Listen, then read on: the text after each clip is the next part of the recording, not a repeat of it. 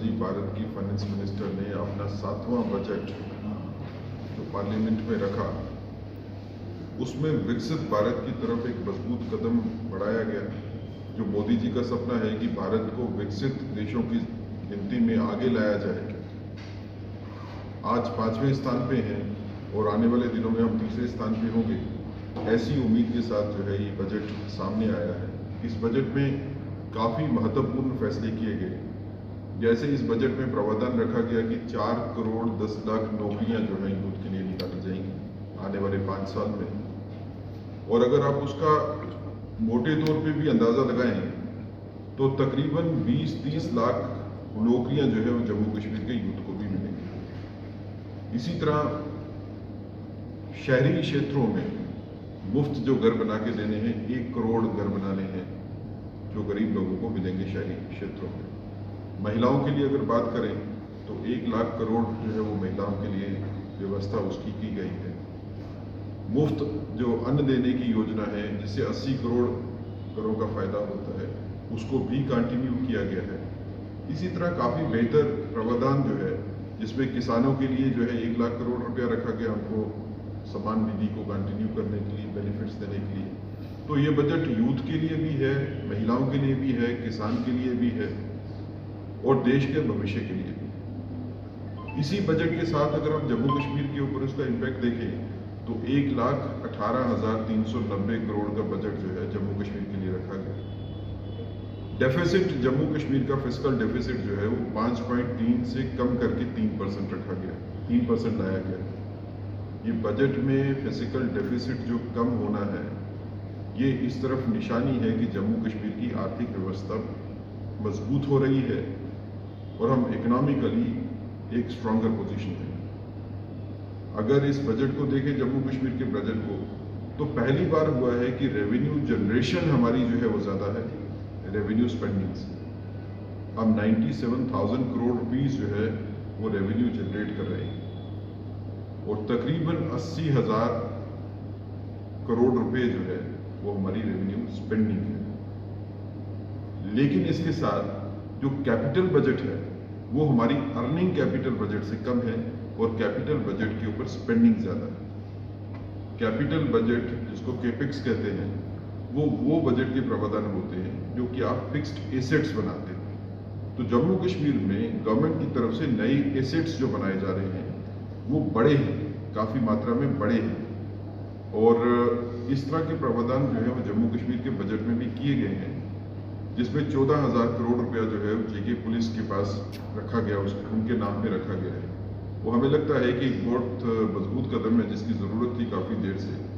ये जम्मू कश्मीर पुलिस की आधुनिकीकरण को मजबूत करेगा, वीडीजी को सुदृढ़ करेगा। वेपन्स जो वीडीजी को दिए जाते हैं उनका भी मॉडर्नाइजेशन होगी ताकि जो कुछ आतंकवाद की घटनाएं पिछले कुछ दिनों में बढ़ी हैं उसके साथ लड़ने में जम्मू कश्मीर पुलिस भी सक्षम होगी और जो वीडीजी के मेंबर्स हैं वो भी सक्षम होंगे। इसी तरह जम्मू कश्मीर में स्मार्ट सिटी प्रोजेक्ट को कंप्लीट करने के लिए बजट का प्रावधान रखा गया। जम्मू कश्मीर में नए टूरिस्ट स्थान जो हैं वो चिन्हित किए गए जिनको सैंक्शन दी गई। उसमें लखनपुर में एक टूरिस्ट सेंटर बनाया जा रहा है, सांबा में होगा, पत्नीटाप में होगा और इन नए टूरिस्ट प्लेसेस के बनने से जो बाहर के लोग जम्मू में आते हैं उनकी बढ़ोतरी होगी। जो चिंता का विषय है कि ट्रेन जो सीधी कश्मीर जाने से टूरिस्ट जो है वो कम होगा जम्मू खित्ते में, उसकी भी भरपाई होगी। और जब ट्रेन कश्मीर में जुड़ेगी जम्मू से आने वाले दिनों में, तो हमें लगता है कि वो टूरिस्ट जो कश्मीर में जाता है, जो लेजर टूरिस्ट है, उनमें से काफ़ी टूरिस्ट जो है वो जम्मू में भी आएंगे और ज़्यादातर खासकर अगर बात करें, क्योंकि कटरा में बैठे हैं, तो काफ़ी टूरिस्ट जो कश्मीर जाता है उनमें से वो कटरा में भी आएंगे माता वैष्णो देवी जी के दर्शन करने के लिए। लगता है कि आने वाले दिनों में यात्रा जितनी कटरा में होती है उससे काफ़ी तादाद में यात्रा जो है बढ़ेगी।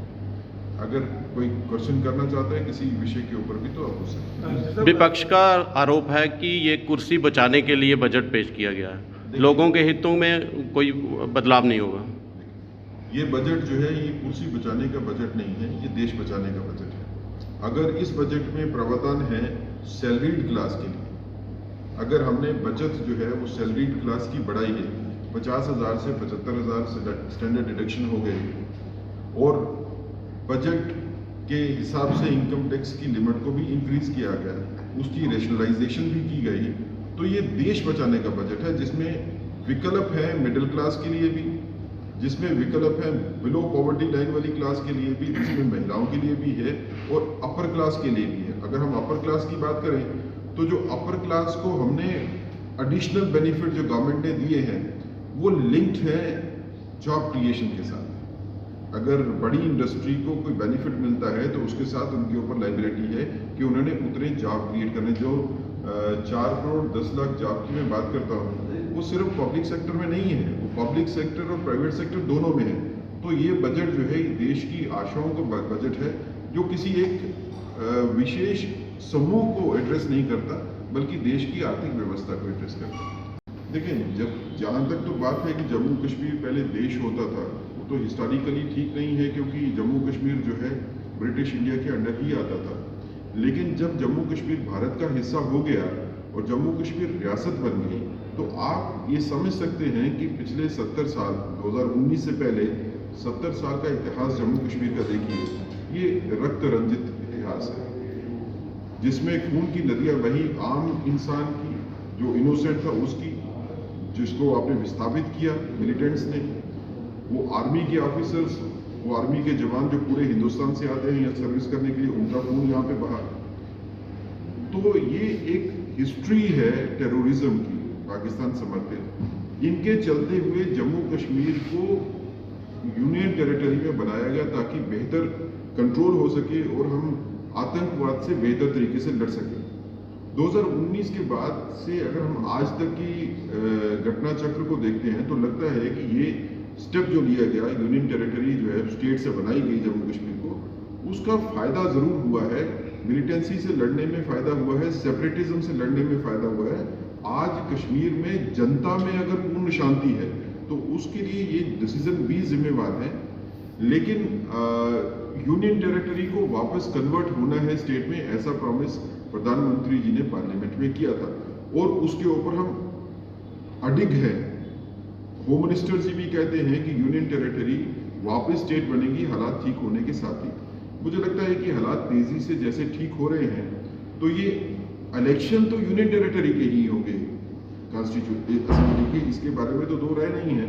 लेकिन यूनियन टेरिटरी को इन इलेक्शन के बाद स्टेट बनने में ज़्यादा देर इंतजार करने की ज़रूरत नहीं रहेगी।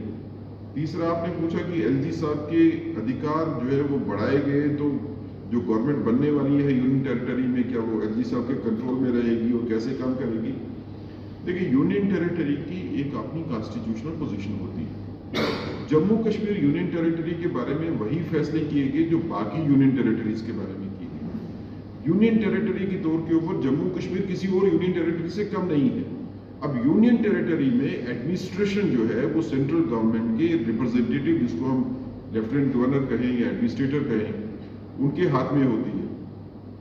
इसलिए जो लेजिस्लेटिव एग्जिस्टेंस भी होगी गवर्नमेंट की, उसके ऊपर एक तरह से कंट्रोल जो है वो एलजी का रखना जो है वो जरूरी होता है, इट इज कॉन्स्टिट्यूशनल रिक्वायरमेंट। इसको कहने के बाद भी, क्योंकि ये पावर्स अब शिफ्ट हुई हैं लेफ्टिनेंट गवर्नर साहब के पास, क्योंकि अभी असेंबली के इलेक्शन होने वाले हैं, अब तक तो जरूरत नहीं थी।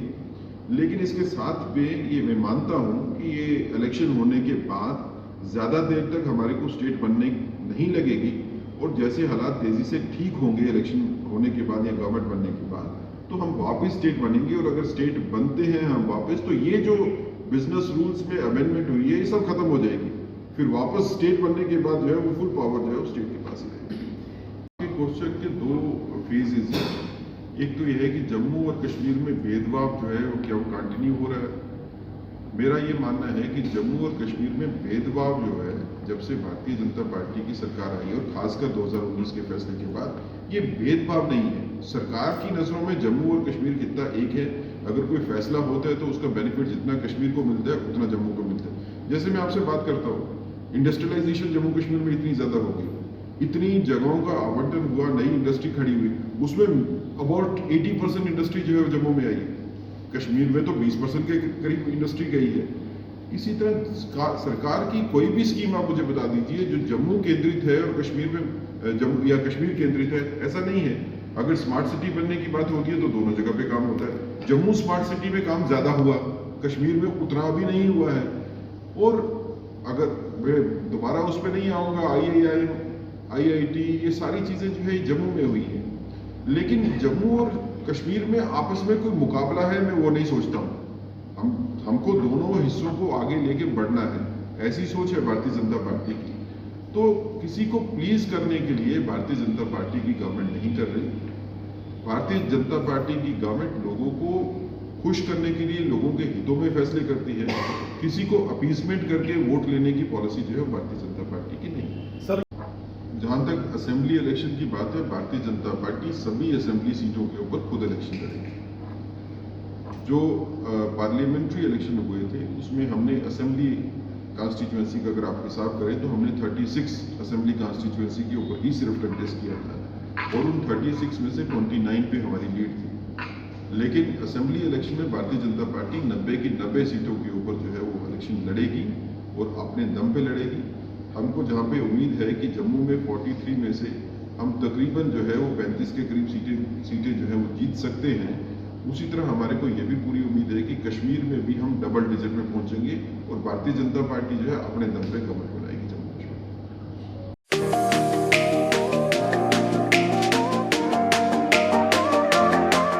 अब आ गया है ईवीको, एक ऐसा L5 इलेक्ट्रिक ऑटो जो करेगा आपकी हर समस्या का समाधान और देगा हर ऑटो को मात। जी हाँ, ई-राइड है एक ऐसा इलेक्ट्रिक ऑटो जिसमें ड्राइवर सहित 7 लोगों के आराम से बैठने की जगह है, जबकि 6 सवारी बिठाना भी है अलाउड। 10,000 वॉट की पावरफुल मोटर चढ़ जाएगी खड़ी चढ़ाई। 17 किलोवाट की 230 AH की बैटरी देती है 150 किलोमीटर से भी अधिक की माइलेज, वो भी 3 साल की वारंटी के साथ, क्योंकि इसमें लगा है एडवांस बैटरी मैनेजमेंट सिस्टम। जबकि बैटरी चार्ज करने के लिए है एक इजी होम चार्जर। उबड़ खाबड़ सड़कों के लिए मजबूत शॉकर, सस्पेंशन व बड़े टायर। चोरी से बचाव के लिए इसमें लगा है GPS सिस्टम, डिजिटल डिस्प्ले, मजबूत मेटल बॉडी के साथ। मैदानी इलाकों में चलने के लिए है इको मोड, जबकि पहाड़ी इलाकों में चलने के लिए है पावर मोड। ई-राइड में है चमकदार इंडिकेटर और तेज रोशनी की हेडलाइट। इसमें आपको मिलेगा inbuilt mobile charger, fire instrument, first aid kit और दमदार ब्रेकिंग सिस्टम भी। यानी अब सभी इलेक्ट्रिक ऑटो से ई-राइड है सबसे अधिक दमदार व पावरफुल, और ये मात्र पैसेंजर में ही नहीं बल्कि कार्गो में भी उपलब्ध है, वो भी अधिक स्पेस के साथ, जिसे कहा जाता है छोटा हाथी। तो देर किस बात की, आज ही आएं और ले टेस्ट राइड। हमारा पता है Jammu HEVs private limited, yard number 6, plot number 37, transport Nagar, main street, Jammu. Mobile number 9780868883, 9070770000। Jammu Kashmir की खबरों के लिए जुड़े रहिए JK अपडेट के साथ।